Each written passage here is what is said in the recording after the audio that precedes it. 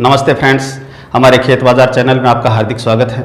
देखिए दोस्तों, नया सरसों बाजार में काफ़ी बड़ी मात्रा में आना शुरू हो गया है। लगभग किसान है वो सरसों की जो फसल है वो निकाल चुके हैं।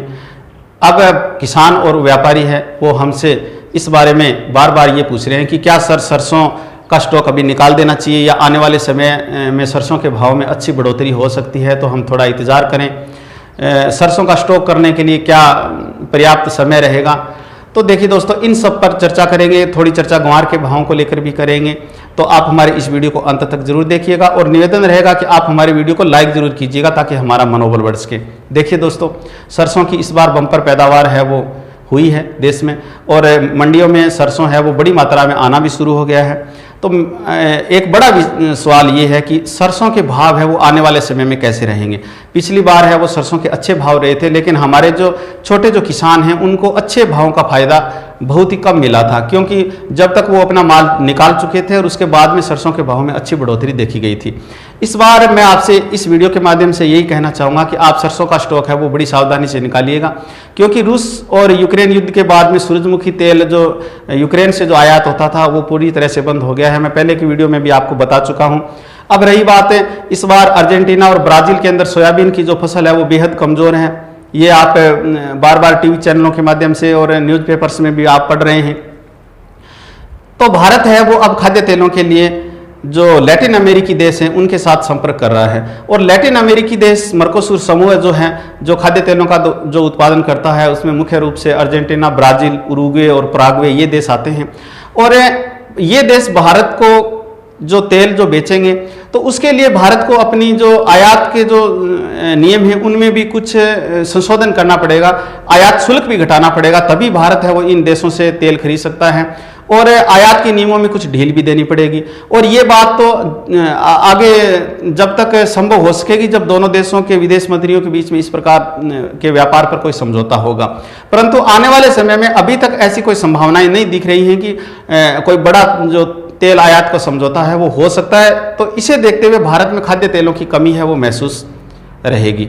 आने वाले समय में भारत में खाद्य तेलों का विशेषज्ञ ये मानते हैं कि खाद्य तेलों का संकट भी देखा जा सकता है। परंतु इस बार जो ये जो सरसों की जो बम्पर पैदावार हुई है इसे देखते हुए काफ़ी हद तक खाद्य तेलों की जो भारत में है वो आपूर्ति है वो संभव हो सकती है। बात यह है कि सरसों के भाव में कितनी बढ़ोतरी होगी। क्या हमें सरसों का स्टॉक करना चाहिए, खरीद के करना चाहिए, या जो हमारे पास में खेत में जो सरसों हुई है उसको एक बार होल्ड करना चाहिए या निकाल देना चाहिए। तो मैं आपको इस वीडियो के माध्यम से ये कहना चाहता हूँ कि आप सरसों का स्टॉक है वो कुछ समय के लिए जरूर रखिएगा, क्योंकि सरसों एक नई फसल ऐसी फसल है जब वो नई आती है तो बाजार में उसके भाव कम होते हैं, क्योंकि नई सरसों से तेल की जो मात्रा है वो कम प्राप्त होती है। जब सरसों पुरानी होती है तो तेल की मात्रा और क्वालिटी भी अच्छी प्राप्त होती है। तो देखिए दोस्तों, अब बात करते हैं कि कुछ जो व्यापारी जो छोटे व्यापारी जो हमसे ये संपर्क कर रहे हैं कि सर क्या हमें सरसों का स्टॉक करना चाहिए। इस वीडियो के माध्यम से मैं उन्हें ये कहना चाहता हूँ कि अभी जो सरसों के जो भाव हैं, आज के भी जो सरसों के भाव हैं वो 6200, 6300, 400, बड़ी मंडियों में तो हालांकि 6800 तक भी हैं, परंतु आसानी से 6200, 300 और 6400 रुपये में आपको सरसों अच्छी क्वालिटी का छोटी मंडियों में मिल रहा है। तो यदि आप स्टॉक करना चाहते हैं तो ये जो समय है वो आपके लिए बेहतर समय है। अभी आप सरसों का स्टॉक कीजिएगा ताकि आपको आने वाले समय में अच्छा मुनाफा मिल सके। थोड़े दिनों बाद में जब सरसों के भाव 7000 प्लस चले जाएंगे तब यदि आप सरसों का स्टॉक करते हैं तो हो सकता है कि आप बड़े मुनाफे में न रहें। तो सरसों का यदि आप स्टॉक करने के इच्छुक हैं तो आप लेट मत कीजिएगा, यही उचित समय है। और इस समय सरसों का यदि आप स्टॉक करते हैं तो आप अच्छे मुनाफे में रह सकते हैं। ऐसी प्रबल संभावनाएं चारों तरफ से नजर आ रही हैं। किसान भाई जिनके पास में सरसों की जो पैदावार हुई है, यदि बेहद ज़रूरत बनी हुई है, थोड़ा माल निकाल सकते हैं, थोड़ा स्टॉक निकाल सकते हैं, क्योंकि किसानों की खेती पर काफ़ी बड़े खर्चे होते हैं और अपना कर्ज चुकाने के लिए और खर्चे चुकाने के लिए उन्हें कुछ फसल है वो बेचनी पड़ती हैं। या कई किसान भाई ऐसे भी होते हैं जिनके पास में पर्याप्त भंडारण की सुविधा भी नहीं होती है, तो वो थोड़ा माल निकाल भी सकते हैं, बेच भी सकते हैं, क्योंकि भाव भी ठीक ठाक चल रहे हैं। परंतु आने वाले समय में सरसों के भाव में अच्छी तेजी की संभावनाएं प्रबल है, और यदि आप फसल को रोक करके रखते हैं तो आने वाले समय में आपको बड़ा मुनाफा हो सकता है। थोड़ी बात करते हैं ग्वार के भाव में। ग्वार के भाव जैसे हमने 3-4 दिन पहले एक वीडियो जारी कर कहा था, अच्छी तेजी बन रही है।